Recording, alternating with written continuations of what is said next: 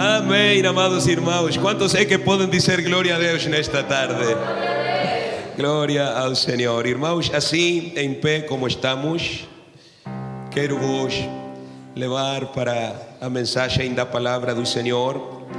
Não sem antes, irmãos, agradecer a cada um de vocês por ter tido, irmãos, nesta semana que já acabou, essa resposta tão boa, tão formosa, tão bonita de acompanhar-nos nos devocionais matinais, acompanhar-nos também nos jejuns diários que estivemos a fazer durante a semana toda. Acabamos ontem, justo para ter aqui na noite a ceia do Senhor e também a lavagem dos pés. E sentimos grandemente a presença do Senhor ontem, irmãos. Quantos irmãos conseguiram ter um encontro com Deus ontem aqui no lugar de Deus, na casa de Deus? Ninguém queria ir embora, irmãos. Acho que estivemos aqui até a meia-noite praticamente. Praticamente foi uma vigília que tivemos. Glória ao Senhor. E vamos ter que fazer uma vigília, irmãos. Em breve, vamos ter que fazer uma vigília.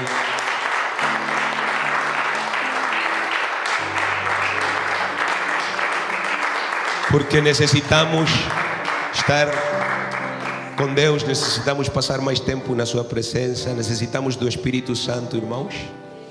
E para recebê-lo, para ter o enchimento, a plenitude do Espírito Santo, há que buscar a Deus, há que orar, há que jejuar, há que santificar-nos, há que passar tempo com Ele, irmãos.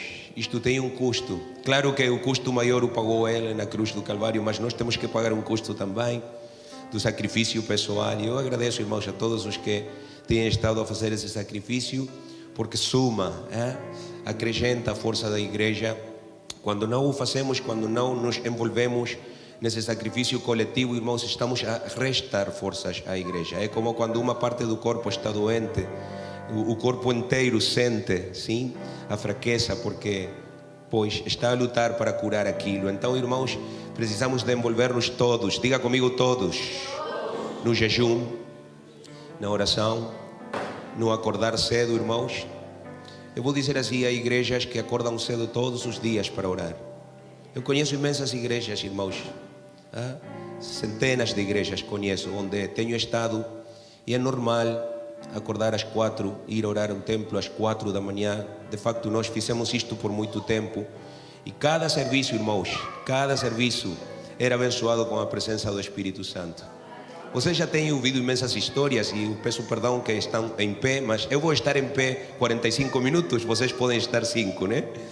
E quero dizer isto, irmãos, tão poderosa é a oração nas madrugadas, porque é bíblica. A Bíblia fala que vão achar a Deus aqueles que cedo o procuram. Amém, irmãos? E é promessa de Deus. Tão poderoso é, irmão, que nós nem precisávamos muitas vezes de fazer um serviço. Pessoas recebiam o Espírito Santo, apenas transpunham a porta, apenas entravam no lugar que nós tínhamos. Numa ocasião, irmãos, uma mulher que ia de caminho, eu já contei esta história, ela era cega, ela precisava de um bastão para caminhar, e ela chegou na frente da igreja. Ela nem sabia que ali tínhamos uma igreja, e ela recebeu o Espírito Santo ali, irmãos, na rua. Paz de Cristo. Paz de Cristo. Mas para que a presença de Deus deixe assim, irmãos, há um sacrifício que fazer, haverá mudanças que fazer ao nosso estilo de vida. Paz de Cristo. Lo voy a decir en español. Hay quienes están cautivos del espíritu de Sabanás. Reprenda el espíritu de Sabanás, hermano. Aleluia. Vou traduzir para o português. Lençóis, não faz piada em português, mas em espanhol tem um parecido com Satanás, né? Que o Senhor o reprenda. E é claro, irmãos, que a Deus não lhe gosta isto, porque Ele próprio reclamou, exigiu aos seus discípulos que não tinham conseguido vigiar com Ele nem sequer uma hora. E ficou triste o Senhor numa semana como esta, no jardim de Getsemane, porque eles ficaram dormidos, irmãos, enquanto Jesus estava a lutar em oração lá nesse jardim, irmãos. E é muito importante, irmão, nós, os que temos família, temos que lutar pelas nossas famílias, temos que lutar pela salvação dos nossos filhos, temos que brigar, irmãos, espiritualmente pela salvação dos amigos, dos convidados. Olha quantas cadeiras vazias aqui, irmãos, quantas cadeiras lá atrás. Eu quero que esta casa, irmãos, eu não, Jesus quer que esta casa se encha, irmãos. Quantos dizem amém a isso? E o inimigo e as almas também, irmãos, têm que saber que aqui na igreja está Deus, mas para que Deus esteja, haverá mudanças que fazer. Nós estamos a fazer mudanças, estamos a revisar muitas coisas, vamos começar a apagar muitas coisas que distraem, até louvores que não convém cantar, vamos apagar, irmãos, e vamos fazer uma revisão de tudo aquilo que não está certo, porque talvez há algo que não está a permitir que a presença de Deus deixe. E tudo aquilo que não deixa a presença de Deus, tudo aquilo que trava a presença de Deus, terá que ir embora da igreja. Paz de Cristo, irmãos. Vamos assegurar-nos de que a presença do Senhor Jesus Cristo esteja aqui, irmãos, como Ele prometeu, porque o nosso Deus é fiel. Alguém diga, o nosso Deus é fiel. Eu, como pastor, os líderes, estamos a fazer a nossa parte. Nós batizamos no nome de Jesus Cristo, nós nos santificamos para Deus. Ele é que tem que batizar com o Espírito Santo. Levante as suas mãos todo aquele que quer recebê-lo, que quer ser cheio do Espírito Santo, aquele que quer o batismo do Espírito Santo para os seus filhos. Aleluia. Irmãos, eu lutei anos por isto. Glória ao Senhor. Eu jejuei, eu lutei muito, a Isabel também, para que os nossos filhos recebessem o batismo do Espírito Santo na sua criancice, na sua mais... quando eram muito pequenos. E se tu não consegues jejuar e orar e santificar-te por ti, pelo menos falo pelos teus filhos. Falo por eles. Tenta buscar a Deus mais cedo, tenta pedir a Deus, ora com eles, abraça eles antes de ir ao descanso, antes de deitar-se. Tenham o altar familiar, irmãos. Façam o esforço que for preciso, necessário, irmãos, porque a vinda do Senhor está muito perto. Olha para alguém e diz-lhe: a vinda do Senhor está muito perto. Tens que jejuar pelo teu marido. Tens que jejuar pelos teus filhos. Jejuar e orar. Não há aqui... Lo voy a decir en español, no hay atajos en esto. ¿Cómo se traduce atajos al portugués?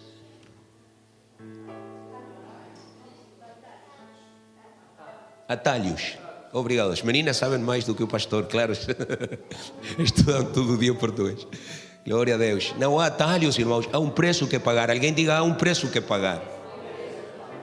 Pronto, e é tudo. E é a nossa missão, irmãos, ensinar isto, pregar isto, irmãos. Ninguém se chateie conosco, porque é o nosso dever fazê-lo. Temos que falar destas coisas. Vamos ter uma série sobre o Espírito Santo no próximo mês. Quantos querem que na igreja falemos do Espírito Santo, irmãos? E cada domingo de maio eu vou pregar sobre o Espírito Santo, assim como neste mês estamos a pregar da cruz de Jesus, de um novo começo. E no próximo mês, irmãos, vamos insistir, porque eu já pedi para o Senhor, irmãos, que ninguém chegue ao fim do ano sem ter recebido o batismo do Espírito Santo. E se alguém não quer, se alguém não lhe interessa, pois errou de igreja, porque nesta igreja, irmãos, o Espírito Santo irá descer.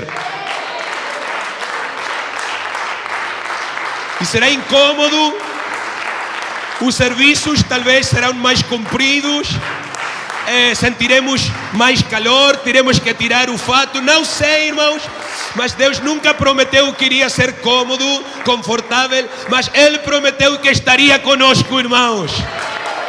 E Ele está conosco, glória a Deus. Amém, irmãos. Então, a cruz de Jesus, um novo começo, é a série deste mês, irmãos. E o tema de hoje, irmãos, é viver com Jesus. Digam comigo, viver com Jesus. Quantos querem viver com Jesus? A palavra do Senhor diz, assim em pé, irmãos, no livro de Mateus 28:6. Preparem cadernos, preparem algum sistema para tomar nota, porque vamos partilhar algumas escrituras. Mateus 28:6 diz assim a palavra do Senhor: não está aqui, pois ressuscitou, como disse. Vinde, vede o lugar onde o Senhor foi posto. Amém à palavra do Senhor. Irmãos, ocupem as suas cadeiras, são muito amáveis, Deus lhes abençoe, nos dá muita alegria ter de novo conosco o nosso irmão Brian. Deus lhe abençoe ao nosso irmão Brian, que depois de algumas semanas, alguns meses, volta a estar conosco. Nos alegra de que tenha voltado com saúde, com bem-estar. Deus lhe abençoe, irmão Brian. Irmãos, vou deixar esta escritura um bocado ali no ecrã, porque acho que é muito importante num serviço como este. O facto de que Jesus já não está no túmulo, como a minha esposa disse antes, porque Ele ressuscitou. Alguém diga: Jesus ressuscitou. Glória a Deus, glória a Deus. Irmãos, muitas pessoas visitam as pirâmides egípcias, que contêm as exéquias de grandes reis, chamados de faraós. Também muitas pessoas visitam a cidade de Paris, onde há catacumbas embaixo da cidade, repletas de esqueletos antigos. Na cidade de Madrid, Espanha, aqui muito perto, irmãos, existe o Vale dos Caídos, onde esteve, já não está ali, sepultado o corpo do general Franco, caudilho da Espanha. Não está ali não porque ele ressuscitou, irmãos, senão porque foi mexido para outra parte, né? Mas esteve ali muito tempo. E assim por diante, irmãos, em muitos países existem panteões, existem monumentos mortuários muito concorridos, muito visitados, muito conhecidos, que são famosos até na net pelo que contêm. Mas, glória a Deus por este mas, existe um lugar a relativa distância daqui, é como a 5 horas num voo, na cidade de Jerusalém, que também é muito conhecido e é famoso, irmãos, mas não pelo que tem, senão pelo que não tem. Glória ao Senhor. Glória ao Senhor. Estou a falar do túmulo do nosso Senhor Jesus Cristo, que tem estado vazio durante os últimos 2000 anos. Quem diz glória a ti, Jesus? Queremos considerar, irmãos, com muita seriedade o tema da ressurreição de Cristo. Ontem falávamos do assunto do novo pacto, do Novo Testamento, como uma doutrina cardinal da igreja, como algo muito importante. Falamos também da humilhação do nosso Senhor Jesus Cristo, quem lavou os pés dos seus discípulos. Falamos do sacrifício que Ele fez na cruz por nós. São doutrinas muito importantes, irmãos. Eu falei um bocado fora das minhas notas do facto de que Jesus morreu por nós, pagou o preço dos nossos pecados com a sua própria vida. Quem diz amém a isso? Mas hoje estamos a falar de outra doutrina, irmãos, que é a doutrina da ressurreição de Cristo, que há quem associa com certa semana do ano, quando multidões carregam uma imagem de gesso, rendem devoção a estátuas, a imagens com rostos ensombrados, multidões de pessoas que também se reúnem para comer peixe. Glória a Deus. Não comem carne de vaca, comem peixe. Mas depois bebem álcool e fazem qualquer asneira, né? Mas comem peixe. São costumes, são tradições, irmãos, porque há diferentes visões de Cristo, da sua cruz, como falamos antes, nos grupos Vida desta semana. Diferentes visões também da sua ressurreição, irmãos, e nós respeitamos a quem acredita que Jesus ainda está numa cruz, ainda leva uma coroa de espinhos, ainda está a sangrar, ferido e humilhado, segundo alguns, irmãos. Mas o que diz a palavra de Deus sobre isto? Porque isso é o que interessa nesta tarde. O que diz a palavra de Deus? Querem saber, irmãos? Pois a Bíblia ensina que Cristo já não está pregado numa cruz. Alguém diga amém. A Bíblia também ensina que Jesus também não está num túmulo. Glória a Deus. A Bíblia nos diz que Jesus Cristo, Ele vive e Ele reina sobre tudo e sobre todos nós, como já temos cantado também. Glória ao Senhor. Escreva, irmãos, essa referência. Não, vamos colocar o texto. Apocalipse 1:17 diz que quando João viu a Jesus, caiu como morto aos seus pés. E declara João: pôs a sua destra sobre mim, dizendo: não temas, eu sou o primeiro e o último e o que vivo e estive morto, mas eis que vivo para sempre. Amém. A igreja diz amém. E tenho as chaves da morte e do Hades. Quem é que tem as chaves do Hades, irmãos? Aleluia. Chumbaram todos os alunos de discipulado. Vamos começar de novo o nível 1. Aleluia. Quem é que tem as chaves do Hades, irmãos? Não é o diabo, como alguns o designam, como alguns o pintam. Não, irmãos, é Jesus Cristo. Ele é o dono da vida, Ele é o dono da morte. Como já cantamos, Ele é soberano, irmãos. Se alguma coisa irá acontecer é porque Ele o permite. Glória ao Senhor. Portanto, prevaleceremos. Porque a igreja irá prevalecer sobre as portas do Hades. Porque a igreja adora, porque a igreja serve a quem tem as chaves do Hades. Aleluia, alguém diga amém. Isso é o que ensina Apocalipse.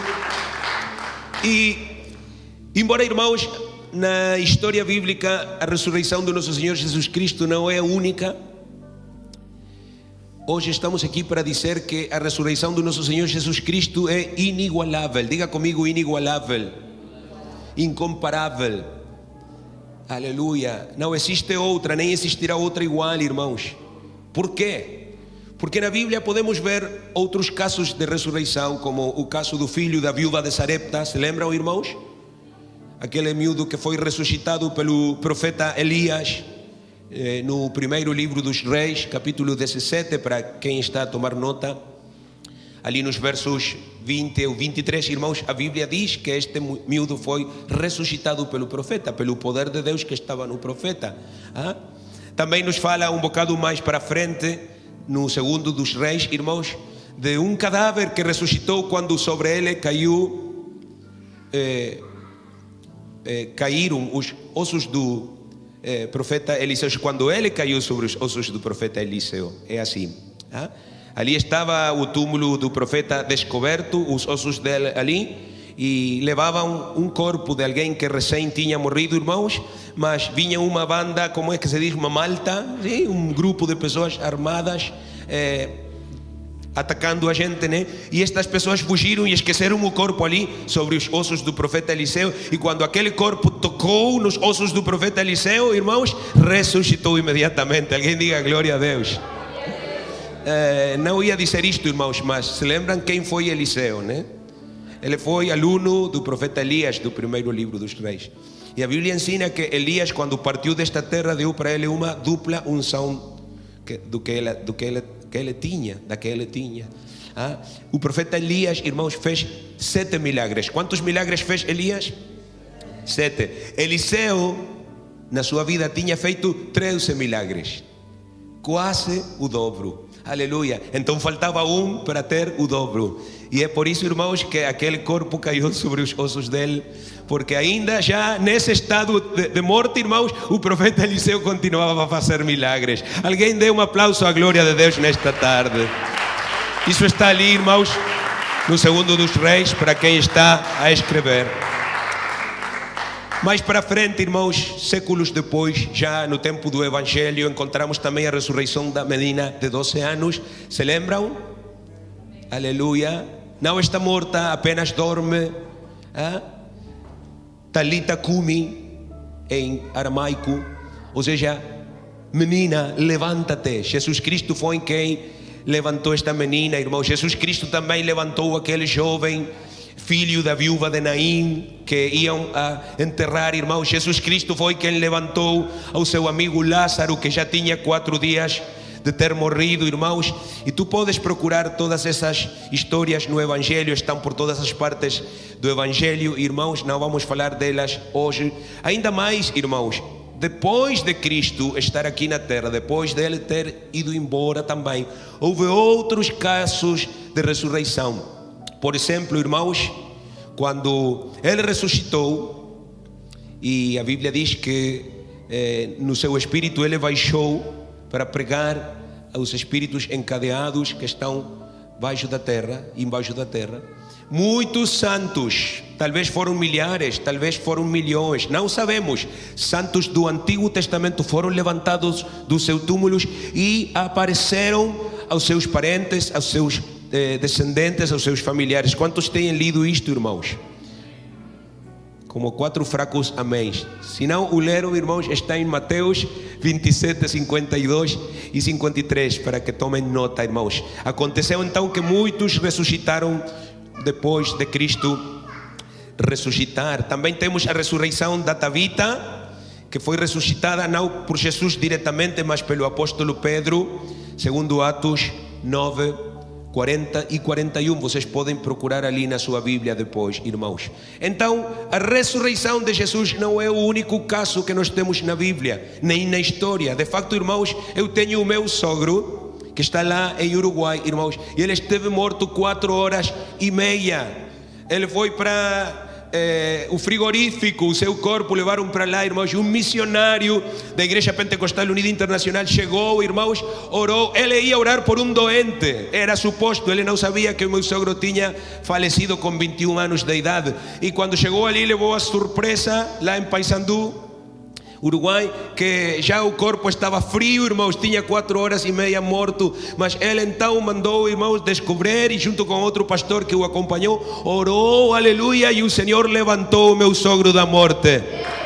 E acá há 3 filhas dele, aleluia. Portanto, a ressurreição, irmãos, pode parecer estranha para o mundo, mas não é estranha para a igreja do Senhor Jesus Cristo. Porque nós temos a Jesus, que é o poder da ressurreição. Quem diz glória a Jesus? Mas então, pastor, por que é que dizes que a ressurreição de Jesus é inigualável?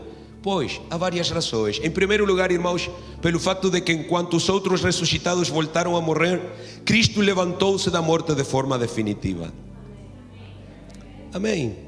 Lázaro voltou a morrer, o filho da viúva de Naim, etc. Todos voltaram a morrer, irmãos, mas Jesus não. Glória ao Senhor. Mais uma vez, Cristo vive, irmãos. Ele levantou-se dali para não voltar ali, irmãos. Oséias, o profeta Oséias, no capítulo 13, versículo 14, refere-se a isto e diz: ó morte, eu serei a tua morte, eu serei a tua destruição, ó Seol. Cristo destruiu o poder da morte, irmãos. Cristo tirou o poder do Seol dele. E agora ele tem todo o poder. E é por isso que lhe adoramos, irmãos. Paulo também acrescenta na 1 aos Coríntios, capítulo 15, versículo 20, que Cristo ressuscitou dos mortos e foi feito primícias dos que dormem. O que significa isto de primícias dos que dormem? Que Cristo é o primeiro, ou seja, as primícias. Esta é uma figura ilustrativa da colheita, quando era colhida, verdade? A semeia. Então, irmãos, o primeiro que a terra dava era considerado as primícias, era para Deus, era oferecido a Deus em gratidão, em adoração. Cristo é, segundo essa analogia, as primícias da ressurreição. Aleluia!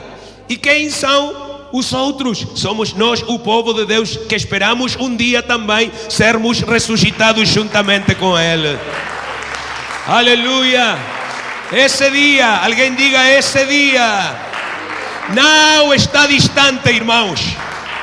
Esse dia está muito próximo, irmãos. E os crentes, assim como Jesus Cristo o fez, também vamos ressuscitar para não voltar a morrer. Alguém diga glória a Deus por isso.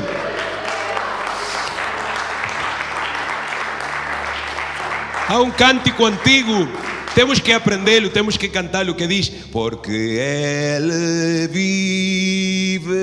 Quem o sabe? Poder. Aleluia.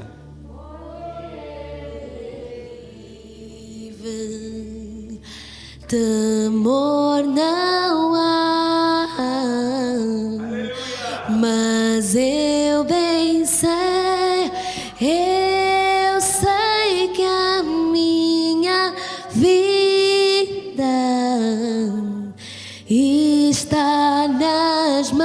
voz do meu Jesus que vive está. Oh, aleluia! Porque Ele vive, nós também viveremos, irmãos. Essa é uma razão. A segunda razão, irmãos, que estabelece que a morte e ressurreição de Jesus não são comuns, não são comparáveis com nenhuma outra, irmãos, é que Jesus ressuscitou pelo seu próprio poder. Pelo seu próprio poder, irmãos. Ali em João 10:17, Jesus disse: eu ponho a minha vida para voltar a tomá-la. Ninguém a tira de mim, senão que eu de mim mesmo a ponho. Eu tenho o poder para pô-la e eu tenho o poder para voltar a tomá-la. Glória a Deus.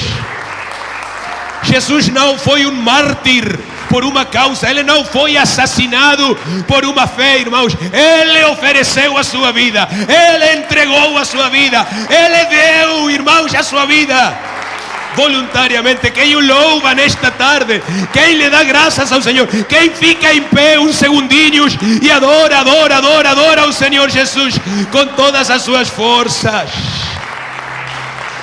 Aleluia, aleluia. Glória a Cristo. Pensemos, irmãos, ao sair do seu túmulo, irmãos, Lázaro, por exemplo, estava atado de mãos e pés, completamente envolto em lençóis. A Bíblia o diz, irmãos. Foi por isso que Jesus pediu para que o desamarrassem e o deixassem ir. Vocês podem ler isto em João 11:44. Mas quando Pedro e João encontraram vazio o túmulo de Jesus, diga comigo, vazio, irmãos.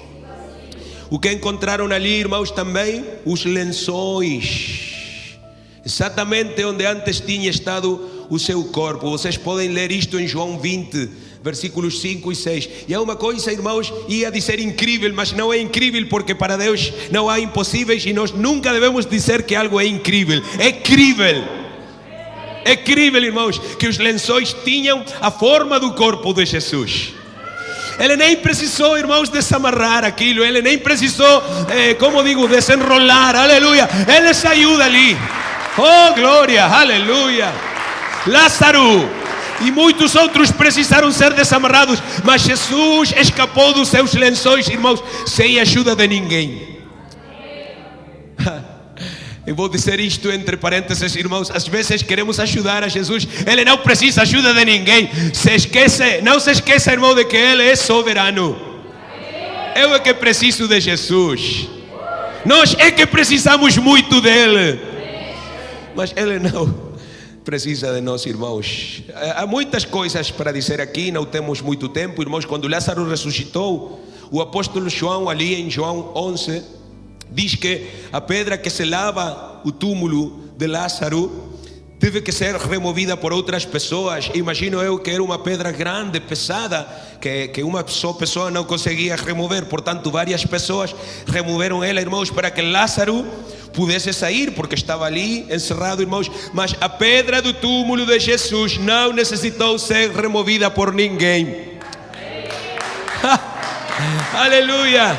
A Bíblia diz que quando as mulheres chegaram ao amanhecer do terceiro dia, a pedra já tinha sido removida. Jesus próprio a removeu, irmãos. É claro que ele o fez, irmãos, e não a removeu para poder sair. Há quem pensa, claro, ele tinha que sair e por isso removeu a pedra. Não, irmãos, ele removeu a pedra para que o mundo pudesse ver que ele já não estava ali. Glória a Deus. Glória a Jesus. Agora, irmãos, eu quero entrar numa parte muito importante também para compreender melhor este assunto. E esta é uma lição que vem do Velho Testamento, porque em Israel, irmãos, nos tempos da lei de Moisés, quando existia o templo que Salomão construiu, e antes também, quando o tabernáculo que Moisés fez para Israel por ordem de Deus, o sumo sacerdote, digam comigo, o sumo sacerdote, entre parênteses, agora Cristo é o nosso sumo sacerdote, né? Mas naquela altura, irmãos, homem que era o sumo sacerdote tinha que uma vez por ano, quantas vezes?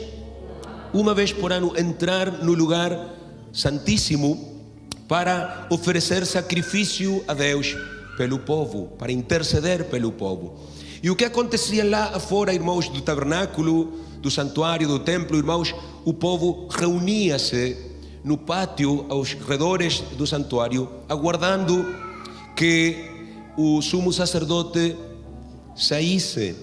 Ele já estava dentro, mas o povo, irmãos, esperava, aguardava a saída dele, irmãos, porque quando o sumo sacerdote finalmente saía, depois de ter feito o sacrifício e tudo o que tinha que fazer ali dentro, não tenho tempo para descrever isso, irmãos. Se ele saía, então o povo sabia que os seus pecados tinham sido perdoados por mais um ano. E alguém poderá perguntar, e por que não sairia o sumo sacerdote? Pois, irmãos, acontecia que às vezes não saía. Acontecia, irmãos, que quando o sumo sacerdote ministrava na presença de Deus, alguém diga, na presença de Deus. Isto tem que meter respeito em nós, irmãos, pela presença de Deus. Ele, irmãos, levava umas campainhas, alguma campainha que ficou por ali, das crianças, levaram todas para lá. Vocês viram aqui, irmãos, as campainhas? Pois, vamos fazer como que estas são as campainhas. Alcança, filho. Eles levavam algo assim, irmãos, atado nos pés. Portanto, quando caminhavam, faziam um barulho, né? E por quê, irmãos? Porque isto indicava, obrigado Ezequiel, que o sumo sacerdote ainda estava vivo. Enquanto as campainhas soavam, o povo sabia que o sumo sacerdote estava vivo, irmãos. Mas se as campainhas deixavam de soar, irmãos, vocês podem achar isto em Êxodo capítulo 28, não apenas nestes versículos, vou convidar-vos para estudar o capítulo 28 completo, irmãos. Se o som parava, ou se o sumo sacerdote não aparecia depois de algum tempo, de algumas horas, então as pessoas concluíam que o sacerdote tinha morrido, seguramente porque o seu sacrifício não tinha sido aceito por Deus. Eu não pensava dizer isto, irmãos, mas vou dizer. Quando tu saíste da tua casa neste meio-dia, nesta tarde, para virem aqui conosco ao santuário, tu pensaste por acaso o que tu tinhas para oferecer ao Senhor hoje? Às vezes nós, irmãos religiosos, como costumamos ser, nem pensamos nisso. Simplesmente pensamos, vou ver os irmãos, vou ver o pastor, vou cantar, vou ouvir a palavra, a pregação, mas não pensamos que nós também estamos aqui para oferecer um sacrifício a Deus. Culto, de facto, significa sacrifício. Por isso chamamos de culto as nossas reuniões. É para Deus. O culto não é para os irmãos, o culto não é para o pastor, o culto é para Jesus. É um sacrifício para Ele. Tens pensado nisso ultimamente? Farias bem em pensar nisso, porque existe o risco, alguém diga risco, de que o nosso sacrifício, irmãos, não seja bom, que o nosso sacrifício não seja agradável a Ele, que Ele não aceite o nosso sacrifício, que Ele o rejeite. Quantos dizem amém a isto, irmãos? Eu estou na Bíblia, eu estou em Êxodo 28. Muitas vezes o sumo sacerdote morria por causa de que o seu sacrifício não era grato a Deus. E por causa disto, irmãos, e devido a que ninguém, exceto o sumo sacerdote, podia entrar no lugar santíssimo, mas nenhum outro sacerdote, mas ninguém podia entrar ali, irmãos, só o sumo sacerdote, e isto uma só vez por ano. Por causa disso, irmãos, os israelitas começaram a atar uma corda longa ao tornozelo do sumo sacerdote para poder tirar o corpo dele no caso de que ele morresse lá dentro do lugar santíssimo. Estão a perceber o que digo, irmãos? Mas se o sacerdote saía, então as pessoas começavam a dar louvores a Deus e celebravam porque os seus pecados tinham sido perdoados mais uma vez, mais um ano. Glória a Deus. pela graça de Deus, pela misericórdia de Deus. Pois, irmãos, ao morrer na cruz do Calvário, Cristo, nosso grande sumo sacerdote, entrou no lugar santíssimo celestial para oferecer o mais excelente sacrifício pelos nossos pecados. Ele ofereceu, irmãos, a sua própria vida por nós no Calvário, e depois ele voltou vitorioso do túmulo, ele voltou vitorioso da morte, e por isso sabemos, alguém diga sei, e por isso sabemos que os nossos pecados têm sido perdoados. Agora é que vou dar 20 segundos para que tu adores a Deus pelo perdão dos teus pecados, que tu agradeças a Deus porque Ele limpou a tua vida, Ele limpou a tua consciência, Ele purificou o teu coração. É pela sua ressurreição, diz o apóstolo Paulo, que nós somos justificados. Tempo presente. Não fomos, diz somos. Porque é constantemente que Ele nos justifica, que Ele nos limpa. O seu sangue tem poder, irmãos. Dice, seu sangue tem poder. O sangue de Cristo tem poder. Alguém diga comigo, o sangue de Cristo tem poder. Nestes dias estamos a falar, a minha esposa e eu, sobre isto, irmãos. Porque há pessoas que convertem isto num ditado, num provérbio, numa frasezinha, o sangue de Cristo. Queimam um dedo na cozinha, o sangue de Cristo. Alguém cruza o semáforo em vermelho, o sangue de Cristo. E tomam o nome do Senhor Jesus em vão, irmãos. O sangue de Cristo não é para usar em qualquer situação. O sangue de Cristo não é para falar assim, irmãos, o dia todo. O sangue de Cristo é algo muito sério, algo muito delicado. O sangue de Cristo é poderoso. Custou-lhe ao Senhor um grande sacrifício e, portanto, temos que respeitá-lo. Temos que saber que os demônios tremem perante o sangue de Cristo. Temos que saber, irmãos, que o inimigo, que Satanás, tem espanto, tem medo do sangue de Cristo, porque é por meio desse sangue que tu e eu vamos vencê-lo. Amém, irmãos?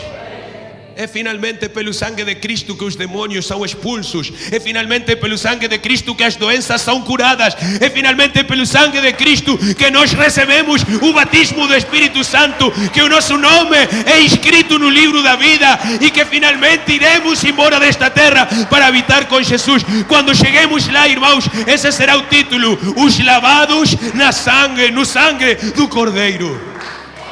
Não será Gambetta, Pereira das Neves, ou Martínez, ou Rodrigues, aleluia. Será lavados no sangue de Cristo. É o nosso apelido. E eu não troco esse apelido por qualquer por nenhum outro, irmãos. É a melhor coisa que já aconteceu, ter sido lavados nesse sangue. Oh, Halira Basai. Aleluia. Levanta as tuas mãos, irmão, irmã, e agradece-lhe a Jesus. Glorifica o seu nome. Pastor, não tenho vontade de glorificar. Não tenho neste momento uma situação como para estar a louvar a Deus. Irmão, vou te dizer uma coisa: se tu louvas a Deus, se tu adoras a Deus neste momento, irmão, Ele irá tocar a tua vida. Alguém irá receber o Espírito Santo. Alguém irá experimentar um encontro com Deus. Nós não colocamos este título, encontro com Deus, por acaso, irmãos. É porque isso é o que desejamos, e isso é o que temos vindo a ter, um encontro com Deus. Mas adora-lhe. Adora-lhe. Por quê, pastor? Porque Ele prometeu que onde estivessem 2 ou 3 congregados no seu nome, ali estaria Ele presente. E aqui está o Senhor. Quem diz amém? Aleluia. É o que diz Mateus. É o que diz o capítulo 18 de Mateus, irmãos. E nós podemos, com todo o nosso coração, com toda a liberdade, louvá-lo, adorá-lo, exaltá-lo, glorificá-lo, irmãos. Porque Ele está aqui, irmãos. Não é por se Ele estiver. Ele está aqui. Olha para alguém e diz-lhe: Ele está aqui, irmão. Jesus está aqui, irmão. Oh, glória a Deus. Sim, Jesus. Não sei tu, mas eu sinto a sua presença neste lugar. incomparável, inconfundível, que não tem preço, que não é superada por qualquer outra, irmãos. A presença gloriosa do nosso Senhor. Convido-te para ler depois na tua casa o capítulo 9 de Hebreus, que está aqui no ecrã, mas especialmente os versículos 24 ou 28, irmãos, que falam da importância da adoração e como é que ela nos aproxima ao trono de Deus, como é que ela nos leva ante o nosso sumo sacerdote para obter dele, irmãos, graça, misericórdia, auxílio, socorro, respostas. Irmãos, se tens um problema, está a faltar dinheiro na tua casa, está a faltar trabalho, está a faltar saúde, está a faltar a concórdia no teu casamento, há problemas com os filhos, etc. Não tenho tempo de falar de problemas, quero falar da solução. Adora a Jesus, irmãos, porque ali está a solução. Quando tu adoras a Cristo na sua presença, pode ser aqui, pode ser na tua casa, pode ser no autocarro, no comboio, no trabalho, na escola, aleluia, Ele faz-se presente e Ele começa a agir, Ele começa a transformar pelo poder do seu sangue, pelo poder do seu sangue. Ainda mais, irmãos, Jesus vive dentro de cada um de nós. Quem tem a Jesus no coração, levante as suas mãos mais uma vez. Aleluia, aleluia. É o que diz o seguinte texto, irmãos. 1 Coríntios 6:19 diz que nós somos templos do seu Espírito. Aleluia. Que a igreja não são 4 paredes, não são templos feitos por mãos humanas. A igreja somos cada um de nós. A igreja está aqui, irmãos, viva pela presença de Jesus no seu coração. Porque Ele vive, irmãos. Eu quero começar a terminar, e todos os irmãos sabem que quando digo que vou terminar ainda falta outra hora, né? Mas vou acabar em breve, irmãos. Vou acabar em breve. Falando de um paradoxo. Diga comigo paradoxo. Há uma questão que é paradoxal, em espanhol seria paradoja. Aqui, falando da ressurreição do nosso Senhor Jesus Cristo, no capítulo 12 de João, os versículos 23 ao 26. E vou ler, irmãos, desta vez, porque é muito importante esta escritura. Isto acontece mesmo antes da lavagem dos pés, da última ceia do Senhor. Jesus diz: é chegada a hora de ser glorificado o Filho do Homem. Verso 24: em verdade vos digo, se o grão de trigo caindo na terra não morrer, fica ele só, mas se morrer, produz muito fruto. Quantos já tinham lido esta escritura, irmãos? Não é uma lição de agricultura, é apenas uma ilustração. Jesus está a falar de que o grão deve morrer para poder produzir fruto. Todos sabemos isto, até os meninos sabem isto na escola. Mas aqui vem a lição espiritual, diz o versículo 25, falando deste tempo, irmãos. Diga comigo, deste tempo. Tempo em que a igreja irá a sofrer perseguição. Tempo final, tempo de sinais proféticos. Diz o versículo 25: quem ama a sua vida, perde-a, mas aquele que odeia a sua vida neste mundo, preservá-la para a vida eterna. Não sei se pedi-lo, mas vou pedi-lo. Olha para alguém e diz: odeia a tua vida, irmão. Odeia a tua vida. Pastor, como pode pedir isso? Eu amo a minha vida, eu amo estar na minha casa, no meu sofá, olhar ali no ecrã o partido do Benfica, eu amo ir para o restaurante, eu amo ir de férias. Eu vou te dizer uma coisa, este já não é tempo de amar o mundo, nem as coisas que há no mundo, porque se alguém ama o mundo e as coisas que estão nele, o amor do Pai não está nele. Esse também o decorou Estevão quando era pequeno. E ensinamos aos nossos filhos a não amar as coisas deste mundo, irmãos, porque se alguém ama o mundo, não irá embora deste mundo, ficará aqui como aquilo que ama. Porque onde estiver o tesouro do homem, ali estará o seu coração. Quem tem o seu coração no céu? Pense bem antes de dizer amém. Se faz favor, pense bem antes de responder. Quem tem o seu tesouro no céu? Sabe quem é o nosso tesouro, né? Não perguntei que, perguntei quem, porque o nosso tesouro é Jesus Cristo. Deve ser Jesus Cristo. Se alguém me serve, conclui ele neste pequeno discurso, no versículo 26. Se alguém me serve, siga-me. E onde eu estou, outra versão diz, onde eu estiver, porque ainda não tinha ido para a cruz, ali estará também o meu servo. E se alguém me servir, o Pai o honrará. De que está a falar Jesus aqui? Quando ele fala de onde eu estiver, está a falar do Monte Calvário, está a falar da cruz, está a falar da sua morte. E ele aqui estabelece, diga comigo, estabelece, que se nós queremos viver um dia com Jesus, temos que morrer como Jesus morreu. E não estou a falar literalmente, é claro, ele não exige uma crucifixão para cada um de nós, literal, mas sim uma crucifixão da nossa própria natureza, da nossa própria carne, irmãos. Mais para frente há um texto, com ele vamos acabar hoje em Gálatas, mas não quero adiantar isso. Porque neste paradoxo, irmãos, e paradoxo significa uma ideia oposta à comum opinião das pessoas. Lá fora tu tens parentes, tens amigos, tens familiares que não pensam como nós, que não pensam como tu, que têm ideias sobre a vida e sobre o que vale a pena fazer nesta vida, irmãos, muito diferente das nossas. Eles pensam, irmãos, que para poder morrer um dia, primeiro há que viver a vida louca. Há uma canção que assim diz: porque um dia iremos morrer, então comamos, bebamos, porque um dia morreremos. É como pensa o mundo, mas a igreja, o filho de Deus, o cristão, o discípulo não pensa assim, ele pensa ao invés. Ele pensa que para poder viver, primeiro precisa de morrer. Igual que a semente, para poder viver, primeiro precisa de morrer. Põe a mão sobre o teu peito e diz: primeiro preciso de morrer. É um paradoxo, é algo estranho.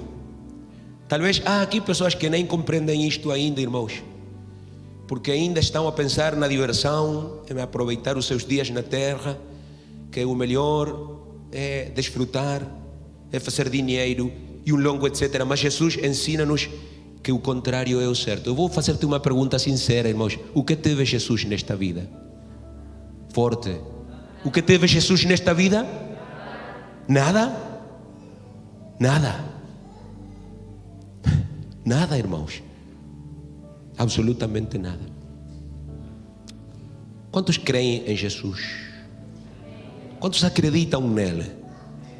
Por que não aceitamos as suas condições, então? Porque dizemos: eu creio em ti, Jesus, creio em ti, mas não aceitamos os seus requisitos. Assim se diz? Pomos os nossos próprios requisitos para servi-lo. Estabelecemos as nossas próprias condições. Irmãos, assim não é como trabalha isto, irmãos. Se nós queremos alcançar a vida eterna, alguém diga: eu quero alcançar a vida eterna. Shauli, irmãos, precisa de aborrecer a sua vida neste mundo. E se pensa que não é justo, que é demasiada exigência, eu vou te dizer, irmão, Jesus se colocou, por exemplo, nisto. Ele aborreceu a sua própria vida, irmão. Sacrificou tudo o que ele tinha, irmãos, e não tinha necessidade de fazê-lo. Ele morreu, ele foi sepultado, assim como um grão de trigo que cai e que é morto ali na terra, irmãos, e é depois quebrado e pode produzir fruto. E assim aconteceu com Jesus. Morreu, foi sepultado há 25 séculos, irmãos, mas quando ele morreu, fez com que muitas sementes nascessem dele. E cá estamos nós, irmãos, somos sementes suas. Quem adora o Senhor nesta tarde, porque é uma semente de Jesus. A igreja de Jesus é o precioso fruto daquele grão perfeito que caiu à terra, morreu, ressuscitou e agora vive em cada um de nós. Oh, aleluia! Assim como o irmãozinho Ezequiel leva a semente do seu pai e da sua mãe, ele é geneticamente parecido a eles. Nós, os filhos de Deus, levamos a semente de Jesus Cristo na nossa vida. Mas para que ela possa produzir fruto, nós temos que morrer, irmãos. Sim, por isso Jesus diz: se alguém me serve, siga-me, e onde eu estiver, aí estará também o meu servo. Irmão, se me fazes um favor, fecha os teus olhos ali onde estás e pensa por um momento.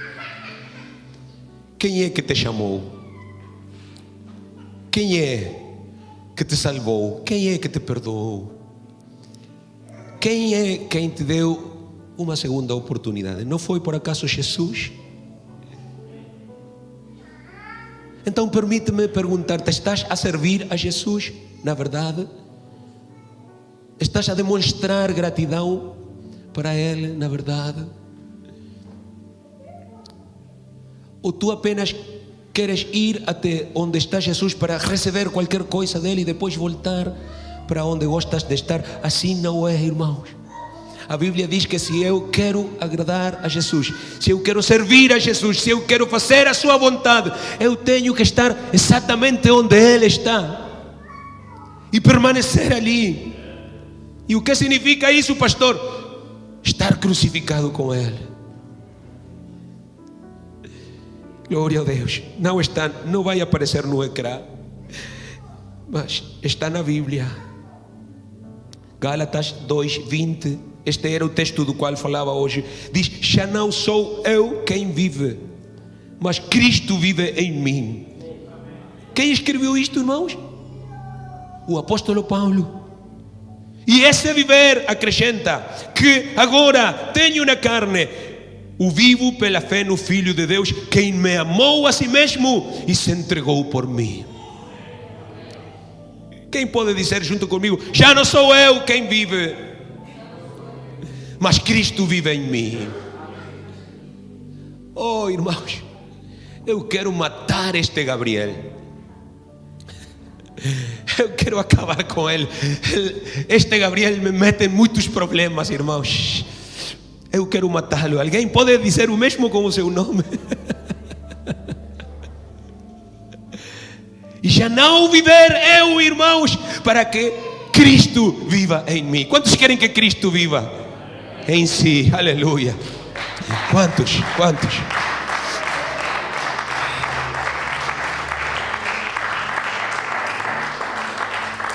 E o que significa morrer, irmãos? Pois há coisas desta vida que nós devemos matar. Querem uma lista, irmãos? Os que estão a escrever, escrevam ali Colossenses 3, 5 ou 10. E vou ler, e esta é a última escritura. Diz Colossenses 3, 5. 3, 5, Colossenses: façai, pois, morrer a vossa natureza terrena: prostituição, impureza, paixão lasciva, desejo maligno, avareza, que é idolatria. Pois por estas coisas é que vem a ira de Deus sobre os filhos da desobediência. Digam amém, os filhos da desobediência. Pois vou dizer amém eu também, então, para que não fique sozinha. É o que somos, na verdade, somos filhos da desobediência, irmãos. Obrigado, irmãos. Ora, nessas mesmas coisas andastes vós também no outro tempo, quando vivíais nelas. Agora, porém, despojai-vos igualmente de tudo isto. Escuta: ira, indignação, maldade, maledicência, linguagem obscena do vosso falar. Não mintais uns aos outros, uma vez que vos despistes do velho homem. Lo voy a traducir al español: una vez que se desnudaron del viejo hombre como seus feitos, e vos revestistes do novo homem, que se refaz para o pleno conhecimento segundo a imagem daquele que o criou, o nosso Senhor Jesus Cristo. Enquanto os nossos músicos apenas vêm para o altar, somente os músicos, ainda as cantoras não, eu quero fazer um convite, irmão. Tens ali uma caneta? Tens ali um caderno? Ou tens um telemóvel como este?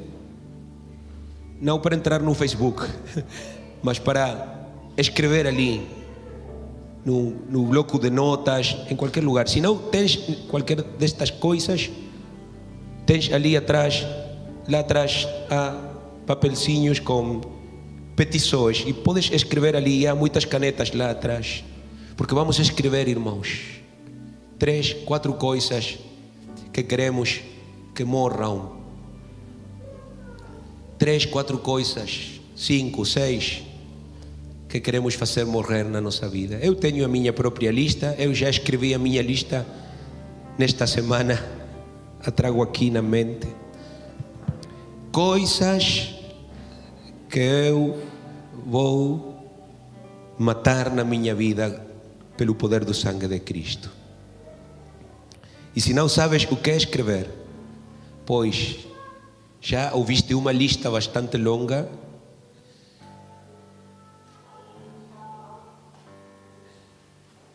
impaciência, inveja, medo, incredulidade,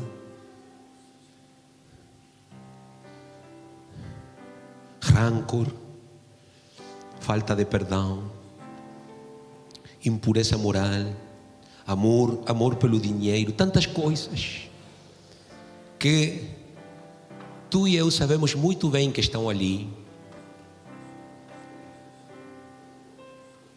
E enquanto estão ali, enquanto estão vivas, Cristo não pode viver. Cristo não pode viver. Eu falava com uns irmãos antes do serviço, porque nesta semana surgiu uma nova administração aqui dos armazéns. Já o advogado comunicou-se comigo, temos nova administração. E chamou a nossa atenção que pela primeira vez em 4 anos limparam a rua aqui, este caminho que está aqui. Mas limparam, nós dizemos em Uruguai, como a cara deles. Porque nós é que limpamos, nós arrancamos as más ervas, como é? Daninhas, ervas daninhas. Eu tomei um curso de português com a irmã Sônia mais cedo. E depois colocamos um veneno ali. Minha esposa é que faz isto. Que vergonha, irmãos, não há homens na igreja que a minha esposa tem que estar a fazer isto. Incrível. E então as ervas daninhas não voltam a crescer por 2, 3 meses. Depois voltam porque elas são muito insistentes. Mas nesta semana reparamos com que tinham cortado. Passaram fácil, hein? Cortaram tudo e deixaram as ervas daninhas assim, baixinhas. O que acredita, irmão, que irá acontecer em 2, 3 semanas com este calor e esta umidade que vem da serra? O que irá acontecer, irmão? Vão estar outra vez altas assim. E os irmãos sempre a passar e ninguém vê, ninguém sabe que estão ali, né? Deus les abençoe, meus irmãos. Glória a Deus. Este sermão dá para todo, irmão. E para todos. Mas assim como está essa rua, irmão, muitas vezes está o nosso coração pragado de ervas daninhas. Todas estas coisas que estão ali em Colossenses 3, 5, 10. E é por isso, irmão, que chegas à casa de Deus e nem consegues conectar com Deus. Porque o que é que faz uma erva daninha? Afoga a erva boa. Ela não consegue crescer, irmão. Se tu vais plantar milho, se tu vais plantar trigo, se tu vais plantar qualquer coisa boa, o que tens que fazer primeiro? Tens que limpar a terra. Nós queremos que Cristo more em nós, mas olhamos qualquer coisa no Facebook durante a semana. Pronto. Estamos intoxicados de coisas deste mundo, irmãos. Embora ninguém diga amém. E depois, Senhor, por que não consigo sentir a tua presença? É claro, irmão, o teu coração está pragado de ervas daninhas.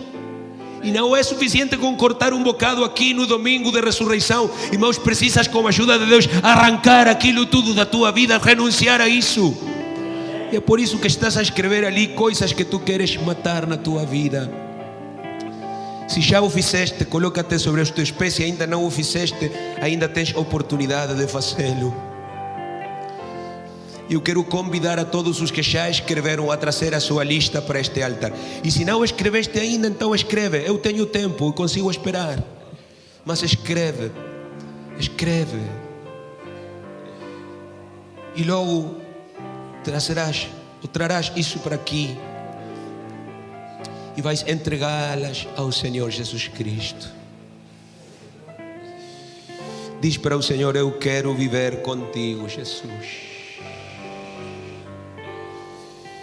Aleluia. Eu quero viver contigo, Jesus.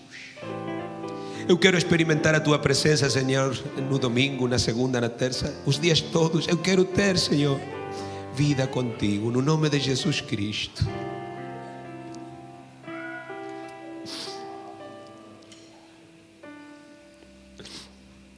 No nome de Jesus. Irmão, vem. Amigo, vem. Pessoa que nos estás a visitar, vem. Todos os que cá estão, venham no nome de Jesus. Se escreveste num papel, se escreveste num caderno, se escreveste no teu telemóvel, traz isso contigo.